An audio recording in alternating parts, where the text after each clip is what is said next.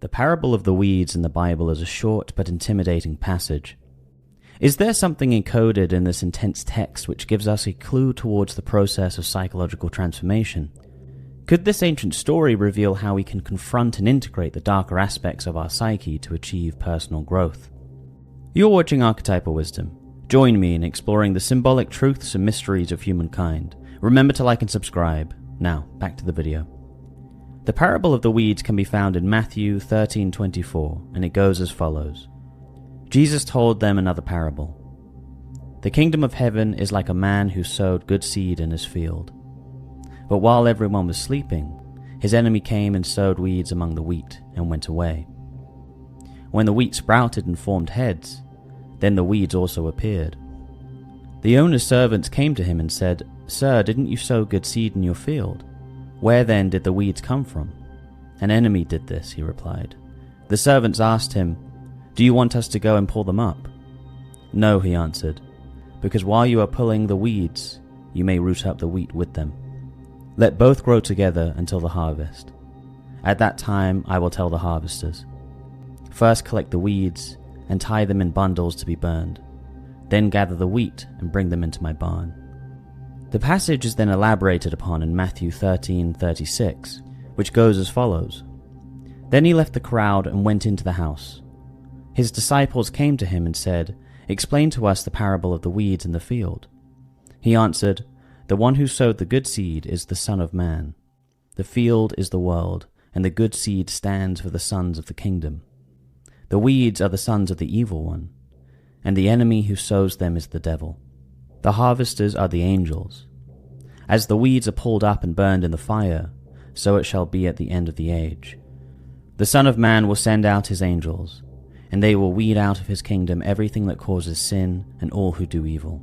They will throw them into the fiery furnace, where there will be weeping and gnashing of teeth. Then the righteous will shine like the sun in the kingdom of their Father. He who has ears, let him hear." I find this passage fascinatingly full of symbolic language. The presence of the wheat and the weed seems to outline a profound and ancient struggle of being human. This ancient struggle is our dual nature of good and evil, light and dark. We see the imagery of this tension of opposites throughout the mythology and theology of the ancient world. For example, in the Bible, this occurs between the serpent and Yahweh, Christ and the Antichrist. However, this same tension can be found all across the world, such as in ancient Greek mythology between Zeus and Typhon. Zeus, the king of the gods, represents order and justice, while Typhon, a monstrous serpentine giant, embodies chaos and destruction. In ancient Egyptian mythology, Horus, the god of the sky and order, battles Set, the god of chaos and desert storms. This conflict symbolizes the struggle between order and disorder. It seems this dualistic motif of opposites permeates humanity. The ubiquitous nature of this theme points to the depths and universality of this experience within the psyche of every individual. So the question then is, what do we do about this? How do we resolve this tension? Well, what immediately caught my attention in the parable of the weeds was the instruction to leave the weeds and let them grow until the harvest. Naturally, you would think that the weeds, which represent evil and the cause of sin, would want to be taken care of immediately. But according to the parable, preemptive removal could harm that which is good. Interestingly, this idea of letting that which appears negative to fully emerge before trying to remove it is practiced within psychedelic psychotherapy. In his book, Psychedelic Integration, Marc B. Aixalà states, "In psychedelic psychotherapy, we encourage the person to come into contact with any content that appears during the experience. We encourage the person to fully experience any emotion and sensation that comes up in their session, regardless of its nature, be it positive, negative, or neutral. We also ask that, as far as possible, judgment be suspended and the analysis be left for the following days." What is so interesting about this is that they are prepared for what would normally be terrifying and unacceptable to the individual to come up during the psychedelic session. They state clearly that they need to remain open to whatever emerges. During a psychedelic experience, there is an eruption of the unconscious which is normally repressed, avoided, or totally buried. This is the purpose of psychedelic psychotherapy, to get in touch and process unresolved conflicts within the unconscious. This is why it is essential to surrender during the session and let it emerge fully. This, of course, can be a very painful experience, and the ego structure, the conscious personality of the individual, has to bear this tension of facing that which lurks in the depths and doesn't fit into its current perception of what it believes itself to be. This process of facing the unconscious is often accompanied by great grief and emotional distress. This approach of surrendering during psychedelic psychotherapy and allowing whatever arises to fully emerge seems to correlate with the parable of letting the weeds grow fully that they may be seen and then burned away. Looking at this parable of the weed symbolically, what is being outlined is the process of what an individual goes through on a journey of development. We all have both the good and bad seed within us. The weeds were planted while we were asleep. This seems to allude to unconsciousness. The instruction of not pulling out the weeds preemptively seems to speak on some level to the idea of repression. If we preemptively judge or deny something within us, it remains unconscious. If it remains unconscious or underground, we can't see its true influence over our behavior and personality.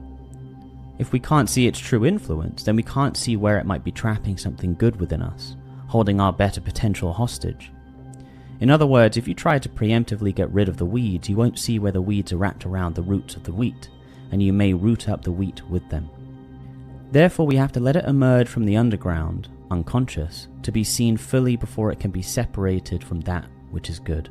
What's curious is that in the parable, at the point of the harvest, Jesus talks about the burning of the weeds bringing about the weeping and gnashing of teeth.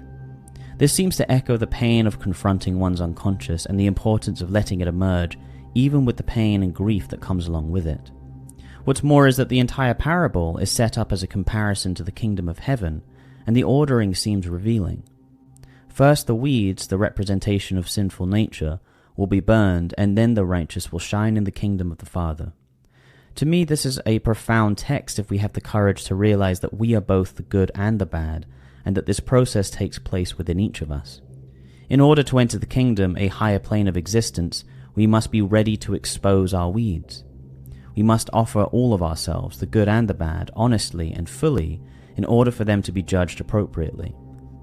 That is why in the psychedelic psychotherapeutic experience, they clearly instruct them to not preemptively judge and to just let that which is unconscious fully emerge no matter how painful it is. Then afterwards they will investigate the material and work through it, which is a form of harvesting and sorting out the wheat from the weeds. In fact, what is particularly interesting is the idea in a lot of psychotherapy that the client leads their own healing.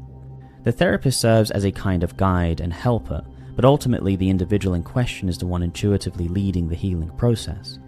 This speaks to the Son of Man within us who serves as an ideal and a judge, so to speak. The inner God image has been described by Carl Jung as the self-archetype, which in essence is the totality of the psyche, both conscious and unconscious. It's the self-archetype which drives the process of psychological development. In fact, the self-archetype is often considered the ordering principle of the psyche. Therefore, it makes sense symbolically that the angels are sent to the harvest. The angels are serving God, the highest ideal, the largest part of us, the self-archetype. Upon exposing the unconscious, they then sort through it. This sorting through, in essence, is a form of integration, because that which has been unconsciously influencing an individual is made conscious. In fact, the language around burning reminds me of the painful process of healing and essentially purifying. We all walk around with great pain from our lived experience, and a lot of it remains unconscious. Well, it is this unconsciousness that often gets us into the most trouble. We are deeply motivated by it whether we realize it or not, and therefore the more we are motivated by our pain, the more pain it leads to. In fact, it is unresolved unconscious situations which lead to the most dysfunction and sin. To face the unconscious head-on is a raw experience and produces a kind of emotional burning. But this is the price of admission for healing and development. As the famous adage goes, you must feel it to heal it. In fact, this entire parable reminds me of the symbolic concept of rebirth as a psychic process which Jung talks about in his book, The Archetypes and the Collective Unconscious, in which he states, "Another aspect of this fourth form, rebirth, is essential transformation, i.e. total rebirth of the individual. Here the renewal implies a change of his essential nature and may be called a transmutation. As examples, we may mention the transformation of a mortal into an immortal being, of a corporeal into a spiritual being, and of a human into a divine being. This outlines the archetypal theme of rebirth within the human experience. It seems that this is deeply encoded into our universal experience and points to a natural and eternal process of growth and development. As we reveal all of ourselves, the wheat and the weeds, it is processed and integrated, harvested and judged. This leads to transformation and rebirth, the righteous shining like the sun. This rebirth process is an essential part of psychological development, and therefore, as mentioned earlier, is driven by the self archetype. The self continually compels the ego to develop and integrate more of the unconscious. What's more is that the self is usually symbolized by a sphere, and so the sun is a great symbol of the self. It seems that if we have the courage to continually face this process, we continually get closer to the kingdom of heaven. If we can face the painful process of purification, we can shine like the sun in the kingdom. The parable also makes sense on a very practical level, in accordance with the idea of being truthful. This makes sense, of course, because allowing the emergence of the unconscious is a form of truthfulness. When you are truthful throughout your life, you are transparent. Therefore, the parts of yourself that actually hold you back, and perhaps are even malevolent, don't have the chance to fester in the shadows.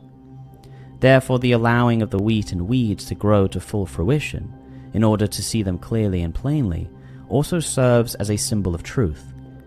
If you conduct yourself truthfully, you will expose the weeds in your life whether you like it or not, both the weeds in yourself and the weeds in your life.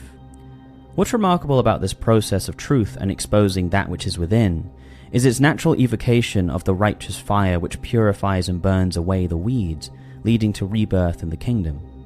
The righteous fire that emerges organically as a consequence of truth can be both the burning of grief of unconscious issues coming to the surface, as well as the burning away of certain relationships or situations in your life. This is the potent power of truth, and it seems essential in order to become a unified individual. But this appears to be the heroic destiny of human development. The great promise of embarking upon this intimidating journey of truth is entry into a higher level of consciousness and existence. In other words, entry into the kingdom. You've been watching Archetypal Wisdom. Remember to like and subscribe. Stay wise.